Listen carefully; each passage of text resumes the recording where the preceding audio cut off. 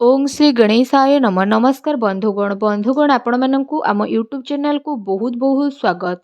जदि विशेष भाव में आम एठी कहिबा कि ए भिडियो रे आम विशेष रूप से आपण मानकु कहिबु आगामी ए 3 दिनर समय अवधि रे आपणक जीवन रे पूरा चार चांद लागिबाकु जाउछि।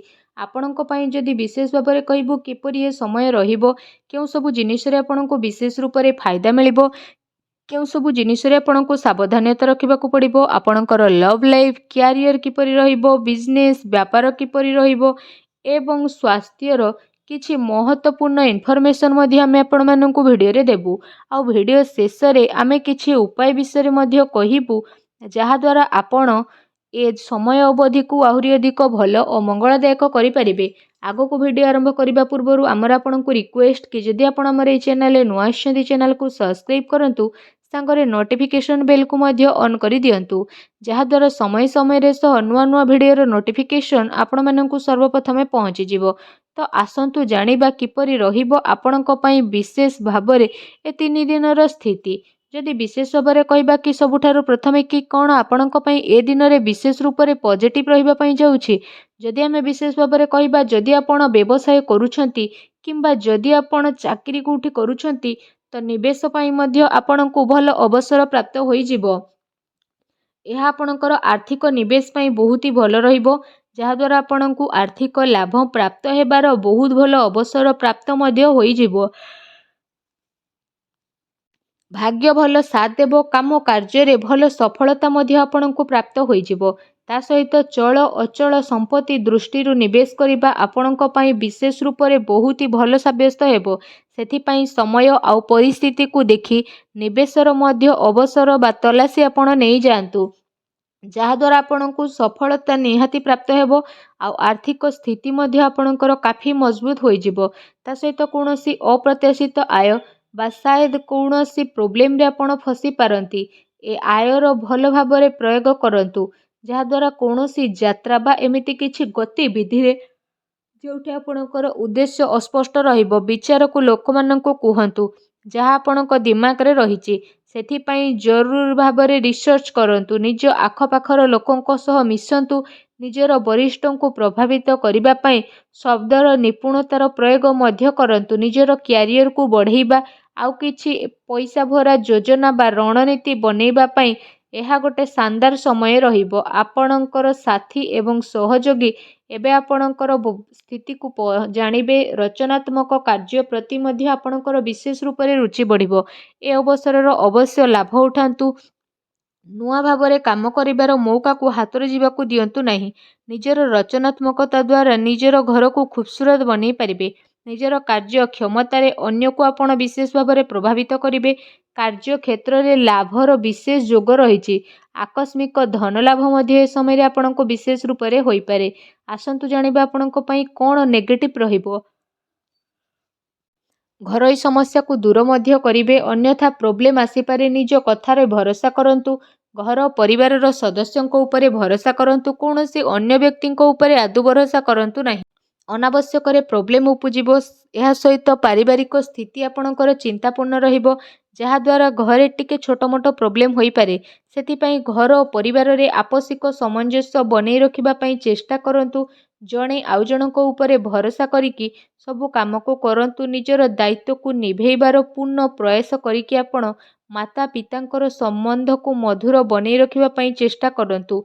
एमिति व्यक्ति पाखकु जांतु जहांकु पाखकु जीवा जरूरत रहिछि जेमिति आपणकर भाई भौणी माता पिता बा पड़ोसी सेमानंकु शांति प्रदान करंतु। ए समय रे सांसारिक एवं व्यवहारिक मामला उपरे ध्यान केंद्रित करिबार नाही बरं निजर दृष्टिकोण को बदलैबा एवं नुआ विचार को भाबिबार समय आसीछि।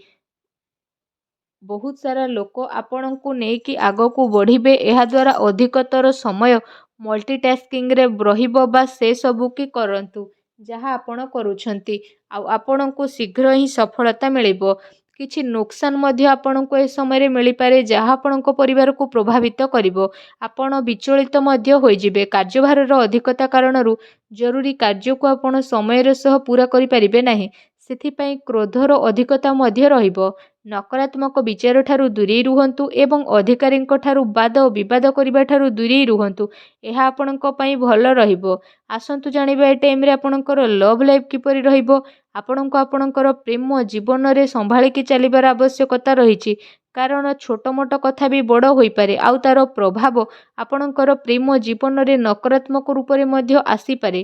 ଆପଣଙ୍କର ପ୍ରେମ ପାଇବାର ଇଚ୍ଛା ମଧ୍ୟ ପୂରଣ ହେବ ଆଉ ସେ ବ୍ୟକ୍ତି ଆପଣଙ୍କ ଜୀବନରେ ଆସିବେ ଯିଏ ଆପଣଙ୍କୁ ଗୋଟେ ପ୍ରିୟତମ ରୂପରେ ପ୍ରେମ ପ୍ରଦାନ କରିବେ ଆଉ ଫ୍ରେଣ୍ଡସ୍ ରୂପରେ ଆପଣଙ୍କୁ ସାଥ ମଧ୍ୟ ପ୍ରଦାନ କରିବେ।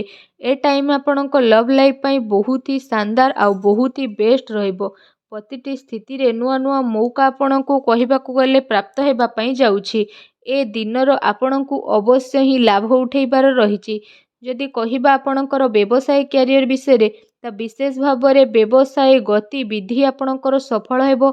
କାରବାରରେ ବିଶେଷ ଭାବରେ ଧନଲାଭର ସ୍ଥିତି ରହିଛି। ପ୍ରପର୍ଟି ସେୟାର ବଜାରରେ ବିଶେଷ ଭାବରେ ନିବେଶ କରିବା ଆପଣଙ୍କ ପାଇଁ ଲାଭଦାୟକ ରହିବ। ଅନାବଶ୍ୟକ ଖର୍ଚ୍ଚର ଅଧିକତା ରହିବ ଯାହାର କଣ୍ଟ୍ରୋଲ କରିବାର ଆବଶ୍ୟକତା ରହିଛି। ଏହା ସହ ଚାକିରି କରୁଥିବା ବ୍ୟକ୍ତିବିଶେଷଙ୍କ ପାଇଁ ଏ ଦିନ ବହୁତ ଭଲ ରହିବ।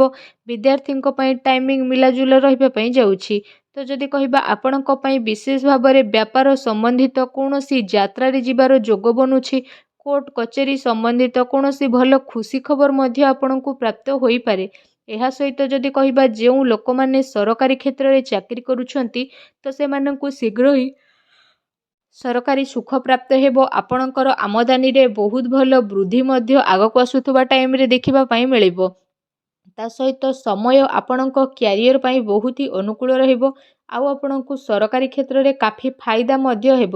ଆପଣ ଆପଣଙ୍କର କାର୍ଯ୍ୟ ପାଇଁ ସ୍ୱୟଂ ଉପରେ ଭରସା କରିକି ରହିବାକୁ ପଡ଼ିବ। ବେରୋଜଗାରଙ୍କୁ ରୋଜଗାର ନୂଆ ଅବସର ମଧ୍ୟ ପ୍ରାପ୍ତ ହେବ।